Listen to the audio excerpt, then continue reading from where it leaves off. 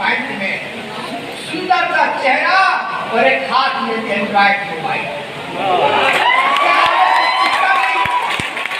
ये सच्चाई है और इस सच्चाई से मैं मुकर नहीं सकता। आप तो अभी विद्यार्थी है, आपका जोश बोलता होगा, लेकिन जब आप सत्य का सामना कीजिएगा तब आपको सच्चाई पता चल जाएगी।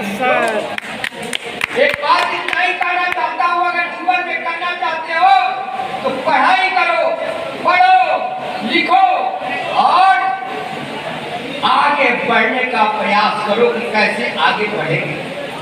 और जिस काम में जुड़े हो, मैंने ईमानुल हक की एक छोटी संख्या देख रहा हूँ। मैंने तो वह संख्या देखी है जो रक्सौल का कोई जगह नहीं था कि उस संख्या को उसने अपने में समाहित कर ले। कोई जगह नहीं था, कोई मैदान नहीं था, कोई फील्ड नहीं था। आज तो मैं छोटा रूप देख रहा हूँ मित्रों। एक बात और बताना चाहता हूँ, जो काम कर रहे हो, कोई काम छोटा नहीं होता, कोई काम बड़ा नहीं होता। और ये सोचने वाले हो कि मुझे सरकारी नौकरी मिलने वाली है, अपने दिमाग से निकाल दो।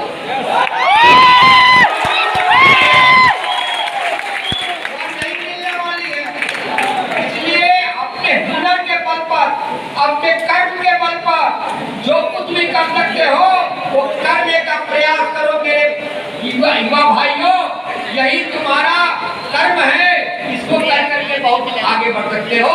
चाहे तुम्हारे उदाहरण मनीष जी हो, चाहे तुम्हारे उदाहरण ईमानुल हक हो, चाहे तुम्हारे उदाहरण कोई हो।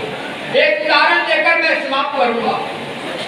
एक नदी है यहाँ, आप तो बाहर से आए हो। एक नदी है यहाँ जो दो देशों की सीमा को बांटती है। कभी वो नदी जीवन देती थी, गंगा की तरह निर्मल होकर के बहती थी।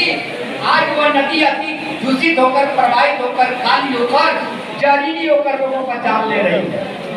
मैं उसके लिए लड़ाई लड़ रहा हूँ और हमारे सभी सहयोगी हैं, चाहे वो कोई भी हो, किसी राजनीतिक दल के हो, सभी सहयोग करते हैं।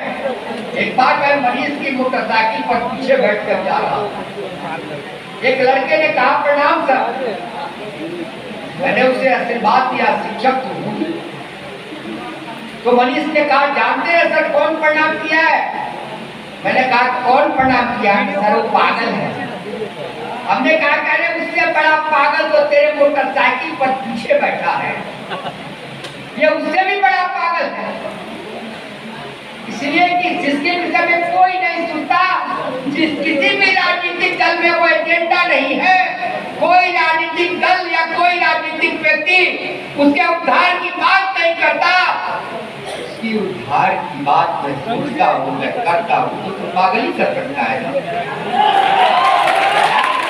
इसलिए जिस काम को कर रहे हो लगन के साथ करो, चाहे वो कोई काम हो, और प्रयास करो कि हम कैसे आगे बढ़ सकते हैं, कैसे एक दूसरे को आगे बढ़ा सकते हैं। ये प्रयास करोगे तो तुम्हारी भी उन्नति होगी, तुम्हारी भी उन्नति होगी और इस देश का विकास होगा, इस राज्य का विकास होगा, इस परिवार का विकास होगा, इस समाज का विकास होगा। मैं पुनः ईमानुल हक को बधाई देता हूँ।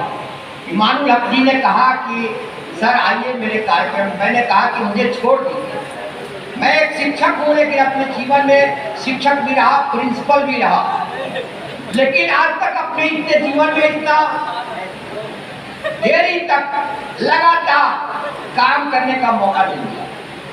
सबसे बोलने की आज़ादी थी, यहाँ आज़ादी भी नहीं है सबसे बोलने। तो ये एक समस्या है, लेकिन मैंने कहा कि मैं आऊँगा और मैं आया। क्या इसलिए कि आपसे मिलने आया हुआ, आप यंग हैं और शिक्षक कभी पुराना नहीं होता। शिक्षक के जीवन में नित्य नए जैसे पत्ते लगते रहते हैं, वैसे ही आपके रूप में पत्ते आते रहते हैं और उन्हें देख करके हम भी पल्लवित और पुष्पित होते रहते हैं। इसलिए आपसे मिलने आया हूँ। आपको बहुत बहुत बधाई हो, आपको बहुत बहुत आशीर्वाद और ईमानुल हक जी को बहुत बहुत आशीर्वाद। आशीर्वाद कोई मांगता नहीं है, कोई लेता नहीं है, कोई देता भी नहीं है। जो आशीर्वाद मिल जाता है वही आशीर्वाद उसको फलित होता है, यह मेरा मानना है।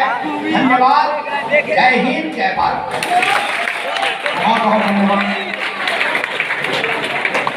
बहुत बहुत धन्यवाद सर। अब मैं एक बार अपने सभी माननीय अतिथियों से आग्रह करूंगा, प्लीज सर मंच पे आ जाए। साथ ही बड़े भाई मुस्तफा आलम साहब से भी कि आप भी प्लीज मंच पे आ जाए। हमारे फखरुज़्ज़मा भाई हैं, हम सब